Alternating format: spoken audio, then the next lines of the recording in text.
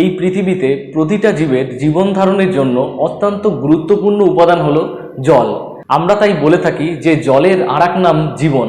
Class 10-এর আঞ্চলিক ভূগোলের একটা গুরুত্বপূর্ণ অংশই রয়েছে ভারতের জলসম্পদ সম্পর্কে।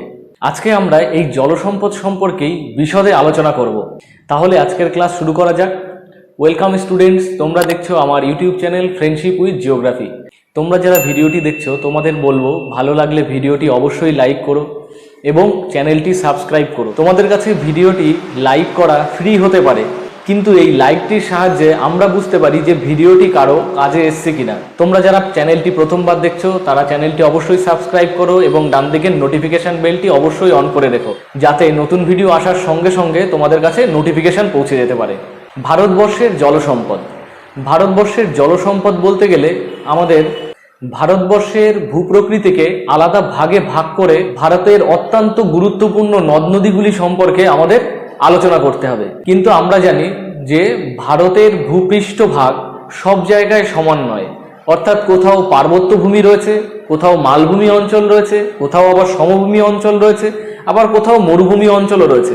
তো এই রকম যে ভূবৈচিত্র্যমূলক যে ভূখণ্ড, তার মধ্যে নদ নদীর বিস্তার কোথায় কতটা সেই সম্পর্কে জানতে গেলে আমাদের ভারতবর্ষকে দুটো অংশে ভাগ করতে হবে। একটা উত্তরের ভাগ, অর্থাৎ উত্তরের পার্বত্য অঞ্চলের ভাগ, এবং দক্ষিণের সমভূমি এবং মালভূমি অঞ্চলের ভাগ।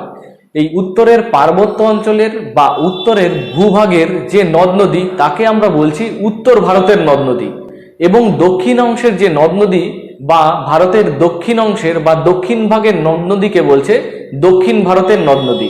আমরা যদি মানচিত্রে লক্ষ্য করি তাহলে দেখতে পাবো যে ভারতের উত্তর অংশ, অর্থাৎ উত্তরের দিকের অংশ, অর্থাৎ হিমালয় পর্বত বা এই পার্বত্য অঞ্চল থেকে যে নদ নদীগুলি সৃষ্টি হয়েছে, এই নদ নদীগুলিকে বলছে উত্তর ভারতের নদ নদী। এবং দক্ষিণের অংশে, অর্থাৎ মালভূমি এবং উপকূলবর্তী এলাকা এবং মাঝখানে যে সমভূমি অঞ্চল, এই অঞ্চলে যে নদ নদীগুলি লক্ষ্য করা যায় তাকে বলা হচ্ছে দক্ষিণ ভারতের নদ নদী। এবার এই উত্তর ভারতের নদ নদীগুলি সম্পর্কে আমরা একটু জানবো। উত্তর ভারতের নদ নদীর মধ্যে গঙ্গা, ব্রহ্মপুত্র এবং সিন্ধু, এই তিনটি নদী অত্যন্ত গুরুত্বপূর্ণ নদী। প্রথমেই আমরা গঙ্গা নদী সম্পর্কে একটু ধারণা নিয়ে নিই। গঙ্গা নদী কি বলছে?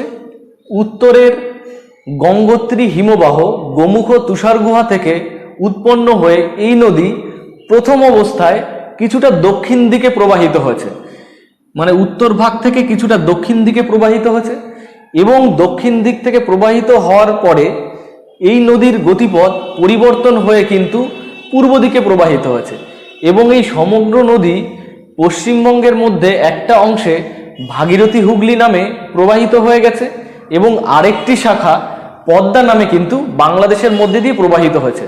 এই গঙ্গা নদীর সমগ্র গতিপথকে আবার তিনটে ভাগে ভাগ করা হয়েছে: উচ্চগতি, মধ্যগতি এবং নিম্নগতি। এই উচ্চগতি গঙ্গার কোন পর্যন্ত বিস্তৃত? উৎসস্থান থেকে, অর্থাৎ গোমুখ তুষার গুহা এই অংশ থেকে উৎপন্ন হয়ে হরিদ্বার পর্যন্ত, হরিদ্বার পর্যন্ত যে বিস্তৃত হয়েছে, এই বিস্তৃত অংশটি হলো গঙ্গার উচ্চগতির বা উচ্চ প্রবাহ পথ।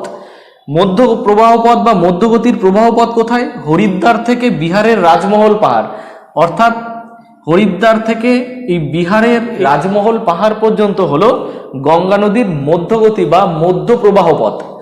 এছাড়া নিম্ন প্রবাহ পথে কি আছে? যা রাজমহল পাহাড়, অর্থাৎ এই অংশ থেকে, বিহারের এই অংশ থেকে একদম মোহনা পর্যন্ত যে শেষ পর্যায় পর্যন্ত গঙ্গা নদী, সেই প্রবাহ পথকে বলছে গঙ্গার নিম্নগতির প্রবাহ পথ। এই গঙ্গা নদীর মোট দৈর্ঘ্য কত? এই গঙ্গা নদীর মোট দৈর্ঘ্য হলো 2510 কিলোমিটার। এর মধ্যে 2071 কিলোমিটার ভারতবর্ষের মধ্যে দিয়ে প্রবাহিত হয়েছে, এবং বাকি কিছুটা অংশ বাংলাদেশের মধ্যে পদ্মা নামে প্রবাহিত হয়েছে, এবং একদম শেষ পর্যায়ে যা মেঘনা নামে বঙ্গোপসাগরে এসে মিলিত হয়েছে। এই গঙ্গা নদীর উপনদীগুলিকে আবার দুটো ভাগে ভাগ করা যায়। একটা হলো গঙ্গার ডান তীরের উপনদী এবং আরেকটি হলো গঙ্গার বাঁ তীরের উপনদী। ডান তীরের উপনদীগুলির মধ্যে কি রয়েছে? যমুনা এবং সোন। এই যমুনা এবং সোন হলো গঙ্গা নদীর প্রধান দুটি উপনদী, ডান তীরের উপনদী। এবং বাম তীরের উপনদীগুলির মধ্যে কি রয়েছে? গোমতী, ঘরঘরা, কোশি, গণ্ডক। এই উপনদীগুলি কিন্তু গঙ্গা নদীর সঙ্গে এসে মিলিত হয়েছে। অতএব আমরা বলতে পারি যে উত্তর ভারতের সবচেয়ে দীর্ঘতম নদী গঙ্গা নদী এবং এর প্রবাহ পথ সমগ্র উত্তর ভারত জুড়ে রয়েছে। এই গঙ্গা নদীর গুরুত্ব ভারতবর্ষের অর্থনীতি, কৃষিকাজ এবং জনজীবনের উপর কিন্তু অত্যাধিক গুরুত্বপূর্ণ। যেহেতু এই গঙ্গা নদী উত্তর ভারতের দীর্ঘতম নদী এবং উত্তর ভারতের সমগ্র অঞ্চল জুড়েই প্রায় প্রবাহিত হয়েছে এবং এই নদীর জলের উপর নির্ভর করে এই অঞ্চলের কৃষিকাজ, সম্পূর্ণ চাষবাস ব্যবস্থা, এছাড়া এই নদীকে পরিবহনের কাজে ব্যবহার করা, এছাড়া জল পানীয় হিসেবে ব্যবহার করা এবং নদীর জলে বাঁধ নির্মাণ করে কিন্তু আবার জলবিদ্যুৎও তৈরি করা হয়েছে এই গঙ্গা নদীর উপর। অতএব আমরা বলতে পারি যে এই গঙ্গা নদী ভারতবর্ষের অর্থনীতিতে মূলত কৃষিকার্যের উপর গুরুত্বপূর্ণ ভূমিকা পালন করে। ভারতের দীর্ঘতম নদী গঙ্গা এবং এই গঙ্গা নদীর পরেই দৈর্ঘ্যের দিক থেকে দ্বিতীয় বৃহত্তম নদী কিন্তু ব্রহ্মপুত্র নদী। এই ব্রহ্মপুত্র নদী কিন্তু ভারতের পূর্ব দিকে অর্থাৎ পূর্ব ভারতে অবস্থিত। এই ব্রহ্মপুত্র নদীর মোট দৈর্ঘ্য 2900 কিলোমিটার, কিন্তু এর মধ্যে ভারতে রয়েছে 885 কিলোমিটার, অর্থাৎ দৈর্ঘ্যের দিক থেকে ভারতের মধ্যে দ্বিতীয় বৃহত্তম নদী হলো ব্রহ্মপুত্র নদী। এই নদীর উৎস কোথায়? উৎস হলো তিব্বতের চেমায়ুং দুং নামক হিমবাহ, অর্থাৎ উত্তর ভাগে তিব্বতের চেমায়ুং দুং নামক এক হিমবাহ থেকে কিন্তু ব্রহ্মপুত্র নদীর উৎপত্তি হয়েছে এবং এই নদী কিন্তু আবার দক্ষিণ দিকে প্রবাহিত হয়ে বাংলাদেশের মধ্যে দিয়ে প্রবাহিত হয়ে বঙ্গোপসাগরে পড়েছে। এটি কিন্তু ভারতের দ্বিতীয় গুরুত্বপূর্ণ নদী। এছাড়া ব্রহ্মপুত্র নদীর কয়েকটি গুরুত্বপূর্ণ উপনদী যেমন দিবং, লোহিত এবং সুবর্ণশিরি। এছাড়া ভারতের বৃহত্তম নদীদ্বীপ মাজুলি দ্বীপ, যা কিন্তু এই ব্রহ্মপুত্র নদীর মোহনাতেই গড়ে উঠেছে, এটি কিন্তু আবার পৃথিবীর দ্বিতীয় বৃহত্তম নদীদ্বীপ। তোমরা এই অংশ থেকে এই ছোট ছোট কোশ্চেনগুলো কিন্তু খাতায় নোট ডাউন করতে পারো, তাতে পরবর্তী সময়ে খাতার ওই অংশ দেখেই তোমরা কিন্তু এই অংশের সমস্ত রিভিশনটা করে নিতে পারবে এবং শর্ট কোশ্চেনগুলো এক জায়গায় থাকার কারণে তোমাদের কিন্তু পড়তেও সুবিধে হবে। এই অংশ থেকে কিন্তু প্রচুর শর্ট কোশ্চেন হয় এবং প্রতি বছরই পরীক্ষায় কোনো না কোনো শর্ট কোশ্চেন থাকে। তোমরা ভারতের ভূপ্রকৃতির এই অংশটা শর্ট কোশ্চেনের জন্য ভালো করে কিন্তু রেডি করতে পারো। উত্তর ভারতের আরেকটি গুরুত্বপূর্ণ নদী হলো সিন্ধু নদী। এই সিন্ধু নদী কিন্তু তিব্বতের মানস সরোবর থেকে উৎপন্ন হয়ে প্রথমে উত্তর পশ্চিম দিকে প্রবাহিত হয়েছে। এই উত্তর পশ্চিমে কিছুটা অংশ ভারতের মধ্যে থেকে প্রবাহিত হয়ে পাকিস্তানের মধ্যে প্রবেশ করেছে। এই নদীর মোট দৈর্ঘ্য হলো 2880 কিলোমিটার, যার মধ্যে ভারতে রয়েছে মাত্র 809 কিলোমিটার, যা উত্তরের জম্মু কাশ্মীরের ভেতর থেকে প্রবাহিত হয়ে কিন্তু উত্তর পশ্চিম দিকে প্রবাহিত হয়ে পাকিস্তানের মধ্যে প্রবেশ করেছে এবং এই নদী আরব সাগরে গিয়ে মিশেছে।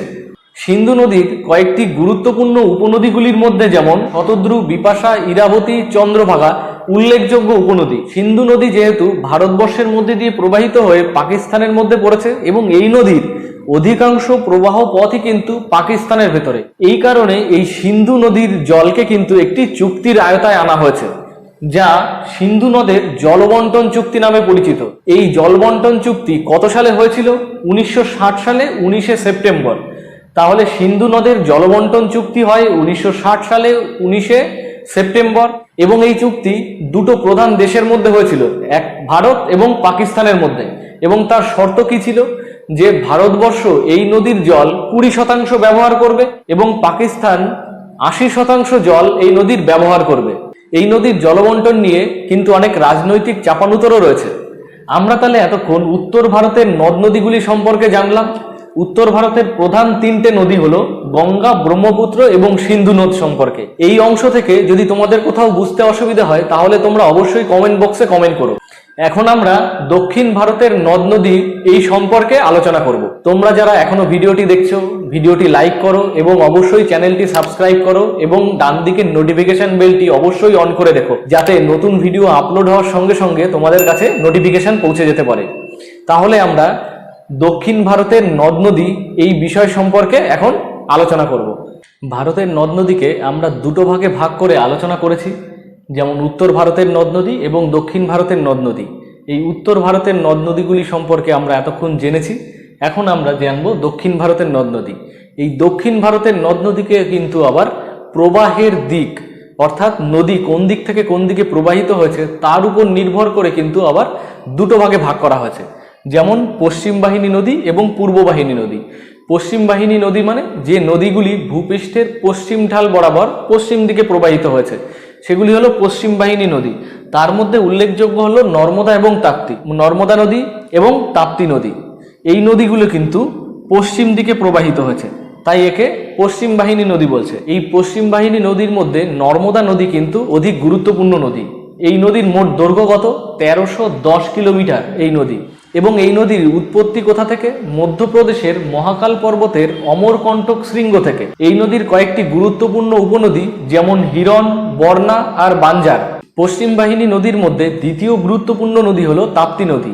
এই তাপ্তি নদীর মোট দৈর্ঘ্য কত? 730 কিলোমিটার। এই নদী পশ্চিম দিকে ভূমিভাগের ঢাল অনুসরণ করে প্রবাহিত হয়েছে। তাপ্তি নদীর উৎপত্তি হয়েছে মধ্যপ্রদেশের মহাদেব পর্বতের মুলতাই উচ্চভূমি থেকে। এবং তাপ্তি নদীর উল্লেখযোগ্য উপনদীগুলি যেমন পুনা, বেটুল ও কেরি। আমরা দক্ষিণ ভারতের নদ নদীর পশ্চিম বাহিনী নদীগুলি সম্পর্কে জানলাম। এখন আমরা জানব পূর্ব বাহিনী নদীগুলি সম্পর্কে। এই পূর্ব বাহিনী নদীগুলির মধ্যে উল্লেখযোগ্য নদী হলো মহানদী, গোদাবরী, কৃষ্ণা, কাবেরী। এই নদীগুলি সম্পর্কে আমাদের জানতে হবে, এর উৎস, মোট দৈর্ঘ্য এবং উপনদীগুলি। এই প্রতিটা নদীর উৎস, মোট দৈর্ঘ্য এবং এর উপনদীগুলি তোমরা ভালোভাবে মনে রাখার চেষ্টা করো, কারণ এগুলি কিন্তু শর্ট কোশ্চেন মাঝে মাঝে পরীক্ষায় আসে। যেমন মহানদীর দৈর্ঘ্য 857 কিলোমিটার, গোদাবরীর দৈর্ঘ্য 1465 কিলোমিটার, কৃষ্ণা নদীর 1400 কিলোমিটার এবং কাবেরী নদী 850 কিলোমিটার দীর্ঘ। ভারতের প্রাকৃতিক ভূগোলের ভারতের নদ নদীর এই অংশের আমরা আলোচনার প্রায় শেষ পর্যায়ে পৌঁছে গেছি।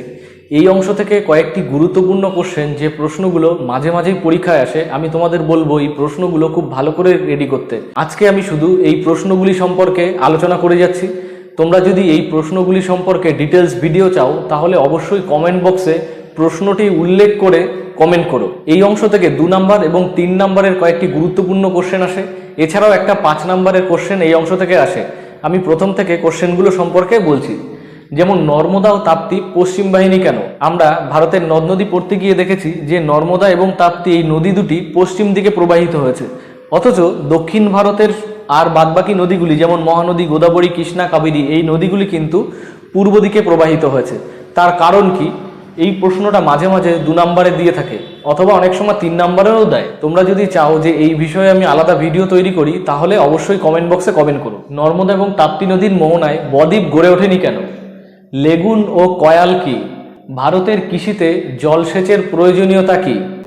দক্ষিণ ভারতের জলাশয়ের মাধ্যমে জলসেচ অধিক প্রচলিত কেন? দক্ষিণ ভারতের জলসেচ ব্যবস্থা জলাশয়ের মাধ্যমে অধিক হওয়ার কারণ কি? এই বিষয়গুলি সম্পর্কে আলোচনা করতে হবে। উত্তর ভারতের জলসেচ প্রথা বেশি দেখা যায় কেন? অর্থাৎ ভারতের উত্তর অংশে জলসেচ পদ্ধতিতে কেন কৃষিকাজ করা হয় সেই সম্পর্কে আলোচনা করতে বলছে।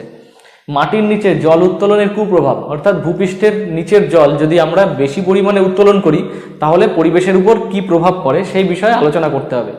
উত্তর এবং দক্ষিণ ভারতের নদ নদীর পার্থক্য, এটি 5 নম্বরে এই কোশ্চেনটা পরীক্ষায় আসে এবং এই কোশ্চেনটা খুবই ইম্পর্টেন্ট। মাঝে মাঝে এই কোশ্চেনটা মাধ্যমিক পরীক্ষায় দিয়ে থাকে। আজকের ক্লাসে কোথাও যদি বুঝতে অসুবিধা হয় তাহলে তোমরা অবশ্যই কমেন্ট বক্সে কমেন্ট করো। ভিডিওটি ভালো লেগে থাকলে লাইক করো, শেয়ার করো এবং চ্যানেলটি অবশ্যই সাবস্ক্রাইব করো। আজকের মতো ক্লাস তাহলে এই পর্যন্তই। দেখা হচ্ছে পরবর্তী ক্লাসে।